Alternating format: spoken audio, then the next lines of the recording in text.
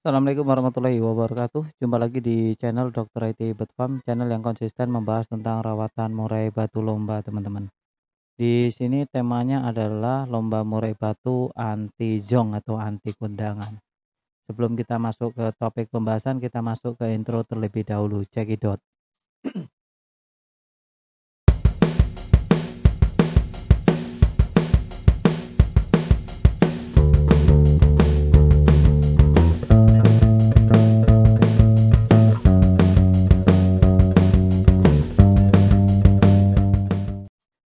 Setiap lomba murai, perawat murai batu pasti menginginkan yang namanya kemenangan, pasti menginginkan yang namanya prestasi. Tapi sedikit sekali yang paham tentang karakter burung murai batunya. Bahkan dia malah membesarkan ego dan ambisinya. Nah, disinilah letak kesalahan kita saat kita melombakan murai batu yang orientasinya adalah untuk memenangkan atau untuk prestasi. Seharusnya kita bisa menjaga kestabilan dari murai batu kita sendiri yang mana notabene sudah juara. Nah, untuk menjadikan murai batu juara itu tidaklah mudah. Oleh karena itu tugas kita adalah menjaga kestabilannya. Salah satu stabil agar murai batu kita tetap prestasi adalah dengan tidak terlalu sering melombakan murai batu. Contohnya, jangan seminggu kali kita, lombakan. Kalau seminggu sekali kita lombakan untuk durasi murai batu, terutama murai batu yang masih muda, ini terlalu dekat. Murai batu belum mengumpulkan tenaga lagi, tapi dia sudah dilombakan kembali. Ini bisa menyebabkan murai batu kita kurang fighter, kurang neken, bahkan tidak mau bongkar materi saat di lomba. Padahal untuk lomba sebelum-sebelumnya murai batu kita mungkin membongkar materi yang nggak karuan, bisa neken-neken lawan. Tetapi kenapa di sesi setelahnya atau di lomba setelahnya di minggu berikutnya, murai batu kita tanpa tenaga, seakan-akan hanya biasa saja pasang badan dan ngulek sesekali. Untuk melombakan murai batu, seharusnya kita tahu karakter murai batu. Salah satunya kita harus mengistirahatkan yang cukup lama.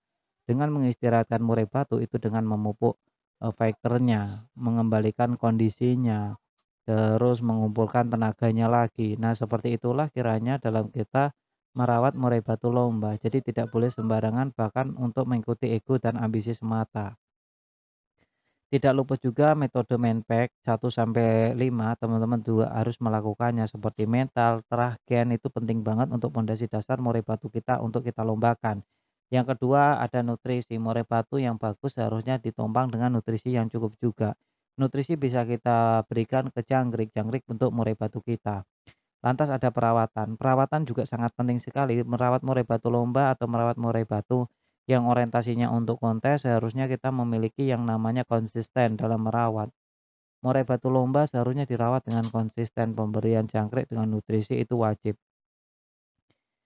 Ada ego dan ambisi yang keempat. Nah, ini juga peran penting sekali. Tadi ada kaitannya dengan melombakan murai batu ya jangan terlalu cepat-cepat ya, waktunya kita kasih spare yang panjang agar burungnya istirahat, agar burungnya mengumpulkan fighternya kembali, agar burung kita juga tenaganya ada lagi. Dan di sini juga jangan diperlihatkan atau di-track-track dengan burung lain. Percuma saja kita sudah melakukan semuanya, tapi murai batu di rumah kita pancing-pancing menggunakan MP3 burung murai batu tarung. Ini juga akan menyebabkan murai batu kita tidak akan kerja maksimal. Burung murai batu yang orientasinya untuk prestasi seharusnya kalau di rumah itu fokus istirahat, pengondisian, ya. Kita keluarkan di pagi hari, lalu kita jemur, kita kasih EF yang bernutrisi bagus. Setelah selesai jemur dan sebagainya, kita masukkan ke dalam rumah. Ya, dan saat di dalam rumah ini murai batu yang orientasinya lomba tidak boleh diganggu, apalagi di-track. Ini benar-benar tidak boleh ya, perlu dipahami dan perlu dicatat. Tapi kalau untuk murai batu rumahan ya silahkan. Kalau untuk rumahan kan murai batu yang bocor ngocor itu sangat bagus malahan. 24 jam bunyi terus tanpa henti. Ya. Untuk merawat murai batu salah satu strategi yang tadi, ego dan ambisi benar-benar harus dijaga. Tidak melulu saat kita harus menambah, penjemuran, harus jemur sauna yang bisa berdampak fatal malahan, ya. Kita belum mengupayakan untuk burung sehat dulu, tapi kita malah terkadang fokus menaikkan yang nggak jelas. Contohnya, "Wih, emosinya kurang, kurang tenaga." Itu burung belum sehat, Tapi udah dipaksa untuk seperti itu, akhirnya burungnya malah nggak karuan. Yang ngejar lawan, yang turun, ya, yang lowo. Nah, ini salah satu sebab salah dalam, perawatan murai batu. Lantas bagaimana solusinya agar murai batu kita tetap prestasi? Ya tadi udah dijawab, jangan terlalu sering melombakan, ya. Kita hanya berangkat ketika murai batu kita benar-benar on fire, bukan dengan keinginan kita pengennya berangkat setiap minggu. Istirahatkan burungnya, ya pilih momen yang pas sesuai burung murai batu kita. Dan jangan memaksakan yang di luar kemampuan burung murai batu kita. Contohnya, burung murai batu kita volumenya tipis.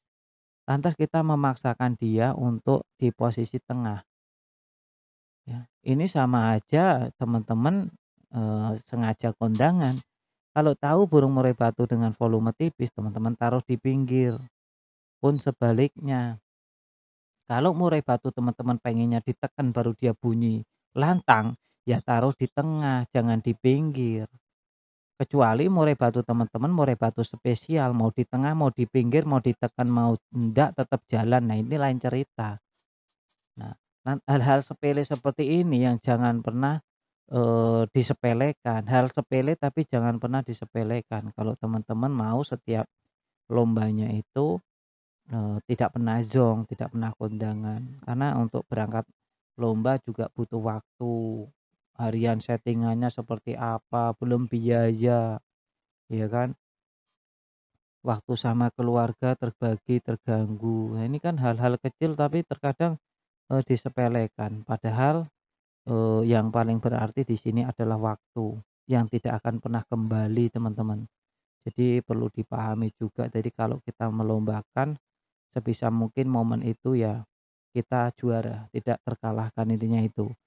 Jangan asal berangkat itu sama aja buang waktu, biaya, tenaga, pikiran, semua terbuang. Ndak cuma, eee, 50.000, 100.000 itu ndak teman-teman. Terlalu ini, waktu yang tak akan pernah kembali, perlu catat itu. Jadi kalau sebisa mungkin, kalau burung benar-benar tidak kondisi, lebih baik jangan berangkat. Ya itu saran dari saya karena impact-nya sangat luar biasa. Burung yang tidak kondisi dipaksa berangkat nanti tambah masalah ya. Masalahnya satu, ya tidak kondisi tadi.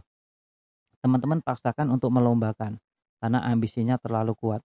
Nanti masalah satu tadi bisa menjadi masalah satu, 2, dan 3, bisa menjadi 3 bahkan 4.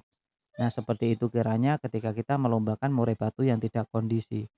Jadi perlu dipahami lagi teman-teman, saran saya untuk, melombakan murai batu agar selalu berprestasi, istirahatkan yang cukup, kasih nutrisi yang baik, rawat dengan konsisten dan, rutin.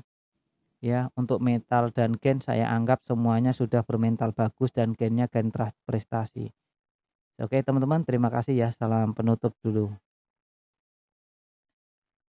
Perlu dicatat teman-teman sebelum kita mengakhiri video ini, bahwa video ini sebenarnya ditujukan untuk mereka agar lebih waspada untuk menjaga murai batunya.